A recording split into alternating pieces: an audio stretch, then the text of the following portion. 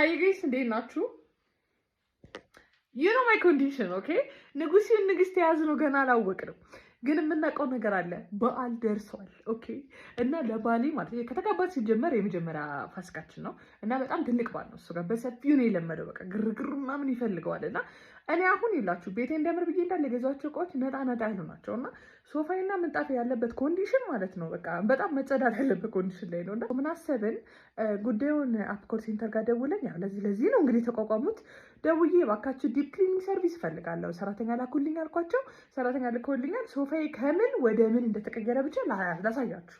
ሶፋው መጀመሪያ ያለበት ኮንዲሽን ይሄ ነው። እንዲያውም ካሜራ ላይ ብዙ አልተጋነነም፣ በአካል ግን የምር ቆሽሾ ነበረ። ኤኒዌይስ ምንጣፍና ሶፋዬን እነሱ እያጠቡልኝ፣ እኔ በመሀል ይሄን ኮንሴንተር ግን ቀደም ብዬ ባውቀው ኖሮ ስንት ድካሞቼን ሴቭ አድርጌ ነበር አልኩኝ። እውነት ስንት ህይወቴን አቅልዬ ነበር። ኤኒዌይስ ሶፋውን እነሱ አጸዱልኝ። ቆሻሻው ይሄ ነበር የወጣው እና የሶፋው ውልውል ብላ ጽድት ብላ አዲስ መስላን ያስረከቡኝ። አምሶ ሀፒ። ካፕሽን ላይ ስልካቸውን አስቀምጥላቸዋለሁ። እናንተም ለበዓል እንዳደክሙ ህይወታችሁን አቅሉ። ባይ